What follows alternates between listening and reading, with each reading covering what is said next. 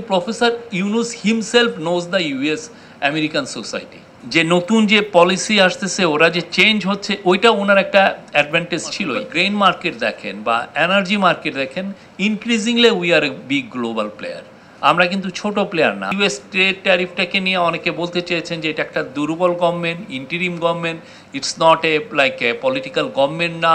এবং এটা একটা আমরা বলবো যে পুরো জিনিসটাকে একটা অনেকে এইটার থেকে ঘোলা পানিতে মাছ শিকার করতে চেয়েছেন। ইউএস বাংলাদেশ যে ট্যারিফ টক্স আপনারা জানেন, এটা আমি বলবো যে এটা ছিল এই ইন্টারিম গভর্নমেন্টের আমি বলবো যে সবচেয়ে বিগেস্ট ফরেন পলিসি চ্যালেঞ্জ।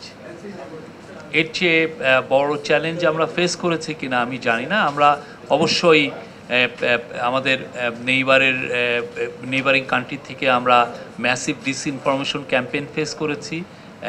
বিশেষ করে নেইবারিং কান্ট্রির মিডিয়া থেকে আমরা ম্যাসিভ ডিসইনফরমেশন ক্যাম্পেইন ফেস করেছি।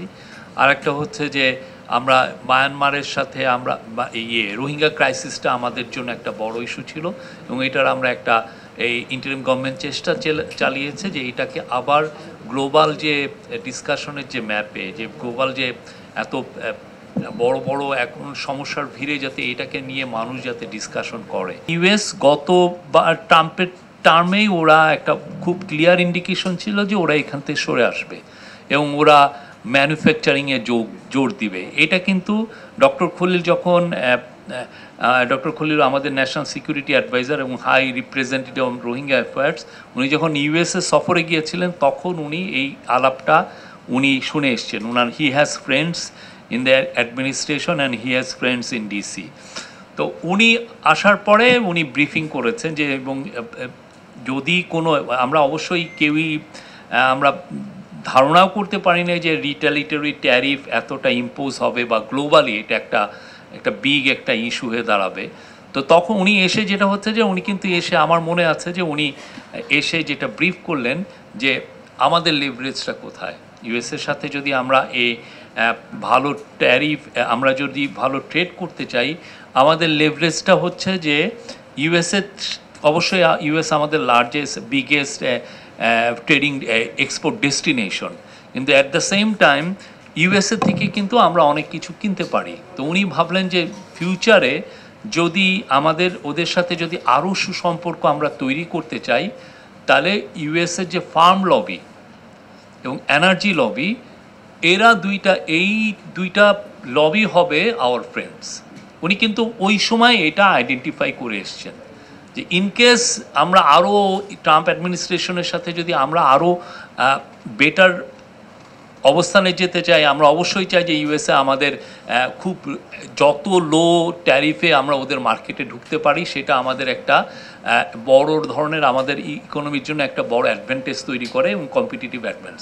উনি কিন্তু এসে এই কথাটা বলেছেন, আমার স্পষ্ট মনে আছে। উনি এটা নিয়ে বললেন যে এই বিষয়ে আমাদের ওদের সাথে ওদের ফার্ম লবি, কারণ হচ্ছে যে আমরা প্রচুর কিন্তু ওয়ার্ল্ডের 8th মোস্ট পপুলাস কান্ট্রি হিসাবে আমরা কিন্তু ওয়ার্ল্ডে আপনি যদি গ্লোবাল সিরিয়াল মার্কেট বা গ্রেন মার্কেট দেখেন বা এনার্জি মার্কেট দেখেন, increasingly we are a big global player.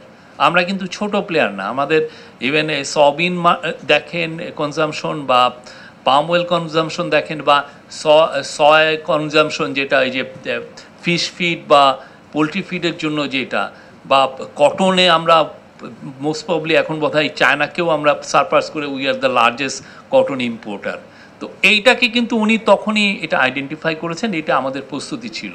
ফলে অনেকে যেটা বলেন, এবং তারপরে যখন রেসিপ্রোকাল ট্যারিফটা আসলো, তারপরে কিন্তু সিরিজ অফ মিটিং হয়েছে এবং অনেকে আমাদেরকে আমরা দেখেছি যে এই ইউএস ট্রেড ট্যারিফটাকে নিয়ে অনেকে বলতে চেয়েছেন যে এটা একটা দুর্বল government, interim government, it's not a like a political government না। তাদের কি ওই লেভারেজটা আছে কি না ইউএসের থেকে একটা বেটার ট্যারিফ টক্সের মাধ্যমে বেটার ট্যারিফটা নিয়ে আসার জন্য। প্লাস অনেকে খুব হাইলাইট করলেন এনডিএ, এবং এটা আমরা বলবো যে পুরো জিনিসটাকে একটা অনেকে এইটার থেকে ঘোলা পানিতে মাছ শিকার করতে চেয়েছেন অনেকেই, এবং যারা অনেক বুদ্ধিমান লোক, যারা জানেন যে অনেক দেশের সাথে এই যখন ট্রেড টক্স হয় তখন এই ধরনের একটা আন্ডারস্ট্যান্ডিং থাকে যে আপনারা এই যেগুলো কথাবার্তাগুলো হচ্ছে সেগুলো আপনারা প্রেসে আনবেন না, এটা হয়ই না। আপনি কোথাও ইন্দোনেশিয়া যখন কথা বলছে, ইন্দোনেশিয়া কিন্তু তার প্রেসে বলেনি যে আমরা এই কাজ করতে যাচ্ছি, আমরা 50টা বোয়িংয়ের অর্ডার দিতে যাচ্ছি, বা আমরা $15 বিলিয়ন গ্রেইন ইম্পোর্ট করব, এগুলো কিন্তু কেউ বলে না। কিন্তু এইখানে আমরা দেখেছি যে মানে আমরা প্রস্তুতি নিচ্ছি এবং খুবই ভালো প্রস্তুতি।